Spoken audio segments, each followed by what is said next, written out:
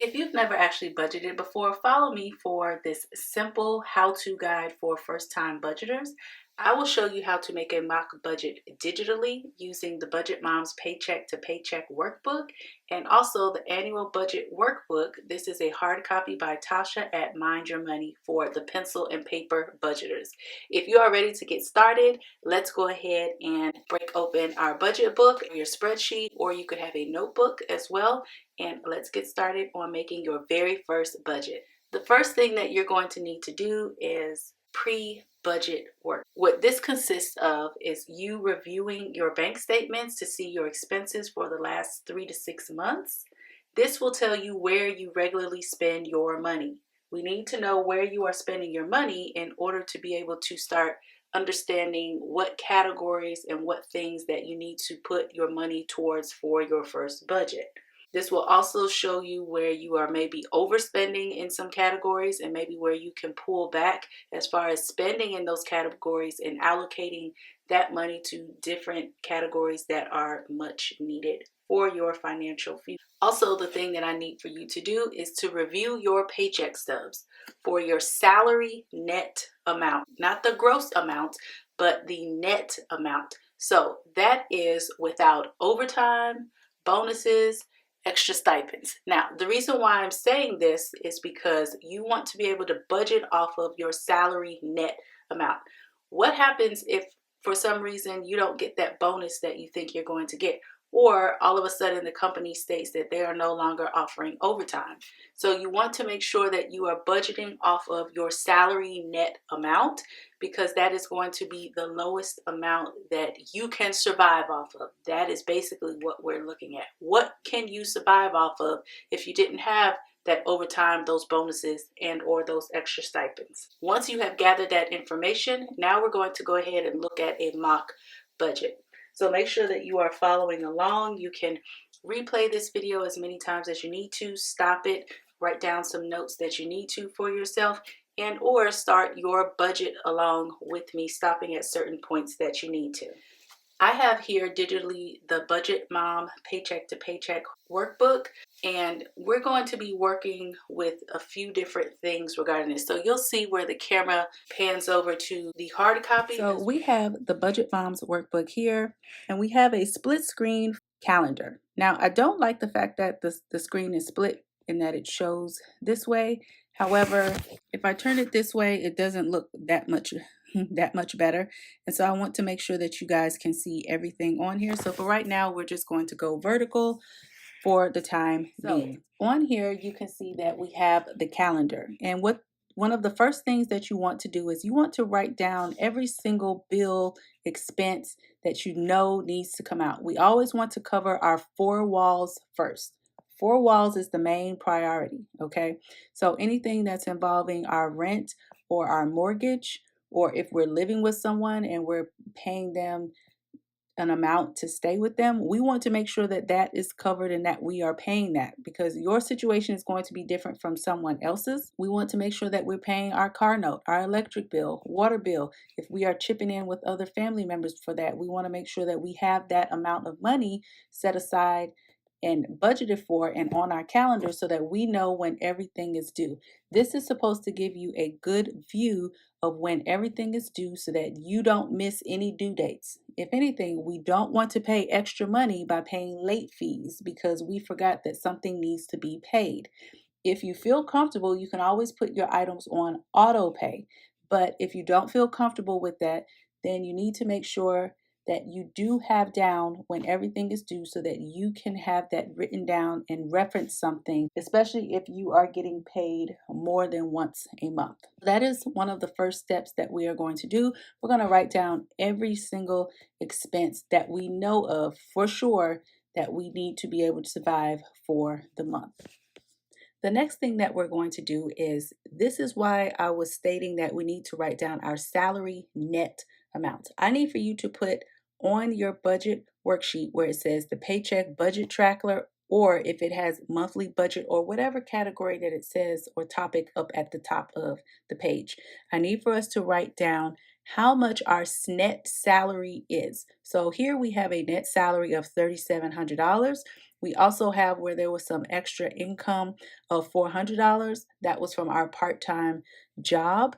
And then we do have here that the total amount is $4,100. So that is what we are working with for the month. This particular person here has a budget that they only get paid once a month. So this is how they are setting up their budget. The budget worksheets, actually, there are multiple worksheets for you to use. So because we're using this for once a month, you can always split this up into 2-3 times per month, especially if you have a magic month, in order to be able to see exactly how much you get paid for those pay periods. Next, we want to make sure that we're writing down any fixed expenses or monthly bills that we have. So again, it goes back to the calendar that we talked about, those things that are a necessity and that we have to make sure that we pay. So we have mortgage, $1,200, electric, $220, water, $60, Wi-Fi, $106, cell phone, $40. That totals up to $1,626. We also have our emergency fund that is $50 that we're putting in for this month. And then we have our miscellaneous categories, which is the car loan, $400, property tax, $392, homeowners insurance, $308, car insurance, $150. Now, if you don't have a mortgage, you can always put in for rent, or you can put in for renter's insurance if you have that. So make sure that you replace the necessary categories that you need to. Total, that is $1,250 for those particular categories. But we also have, switching back over to the digital version, because remember I said every budget book is different. So it's going to be looking a little bit different from what we have here on the hard copy to what we have here digitally. We also wanted to put our variable expenses, and we'll go ahead and flip over to the next page on the hard copy budget workbook so you can see exactly what that breakdown looks like. For our variable expenses, we have groceries, which is $300, gasoline, which is $120, subscriptions, which is $20, that totals up to $440. We do have charity giving, which is $10, and we have all of that on here so that we can see how much that we are spending for the month. Again, this is all based off of those bank statements that you looked up earlier. That's why it's so important to see exactly how much you have spent and the average amount that has come out of your bank statements for the last 3 to 6 months. We also have on here debt. If you look at the digital version, we have debt. Now, we didn't specify if that was credit card, student loan, medical debt. I will let you go ahead and break that out however that you need to, but we just put $350 that we're going to be applying towards our debt. We also have on here cash envelopes, and if you have not seen my cash stuffing for beginners, how to get started with that, I do have a video that came out, so make sure that you watch that video if you are unfamiliar with cash stuffing and exactly what that entails. But for our envelopes that we are going to be cash stuffing, and it can also be done digitally as well, we have household is going to get $20, personal care $25, dining out $50, giving $10, home repair, maintenance $50, as well as vehicle maintenance repair is going to be $25. Total for our cash envelopes, that equals up to $180. It's the same thing that's here on the hard copy. We have $170 plus $10.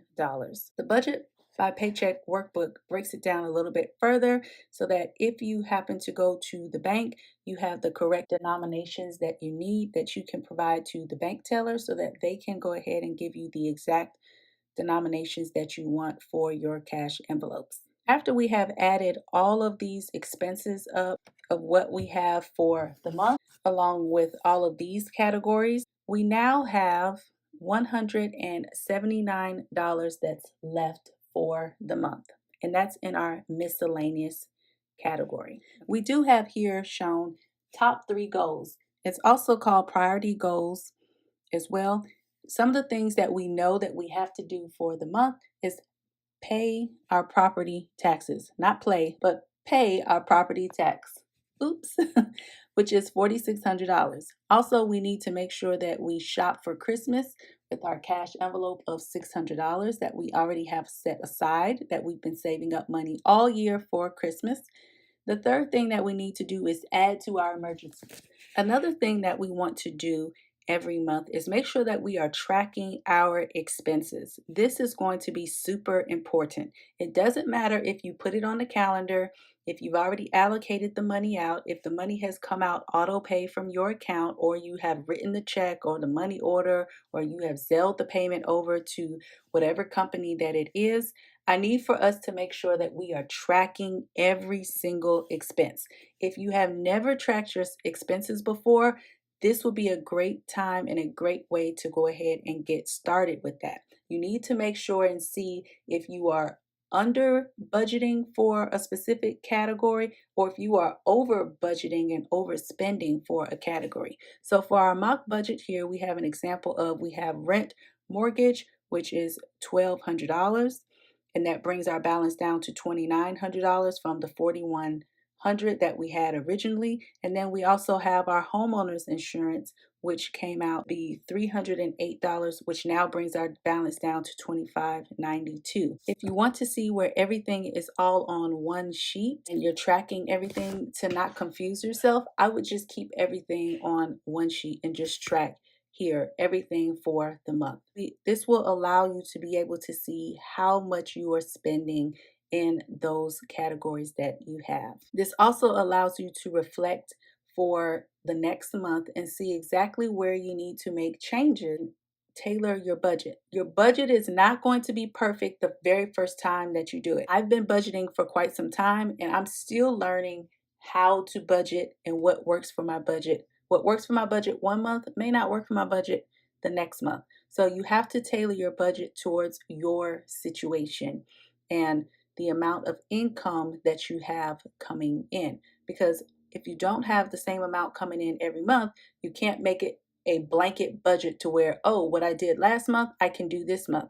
No, you have to make some adjustments for that. So let's revisit the $179 that we left out for our miscellaneous fund. No, we're not going to go ahead and go shop on Amazon with this money. We are going to be wise with this $179. So there's a couple of things that you can do with it. The $179, you can just leave it in your account because that is what we call a zero-based budgeting. You're not actually zeroing out your bank account until you have nothing left in there in it. But every dollar has an assignment and it's allocated for a specific category, whether it's a bill, whether it's for savings, whether it's for investing. You want to make sure that every single dollar has an assignment for your budget. So if you leave the $179 in your account, you're basically saying, hey, this can be my buffer. So for example, if my electric bill is about $250 instead of the $220, I know that with my buffer of $179,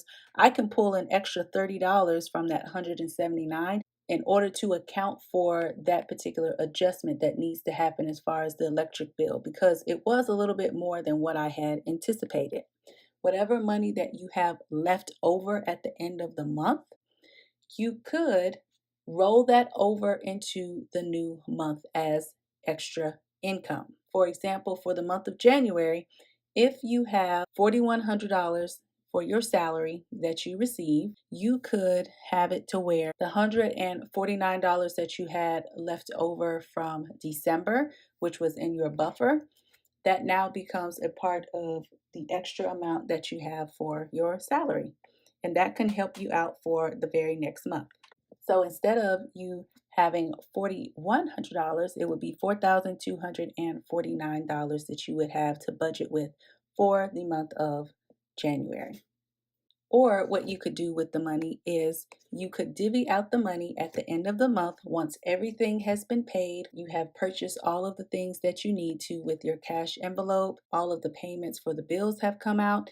If you wanted to allocate that $149 more towards additional money towards debt or savings or investment, you could go ahead and make a plan, creating like a mini budget for that additional money. So those are three different options that you have for the money that is left over at the end of the month. I hope this video was simple and it helped you as far as a step-by-step with creating your very first budget, and that it was not confusing.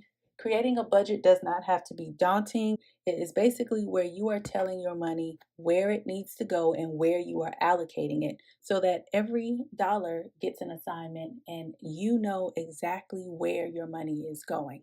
If you happen to find this video helpful, please make sure that you like and subscribe to this channel for more content regarding budgeting, investing, mortgage-free life, as well as side hustle. Until the next video, guys, bye.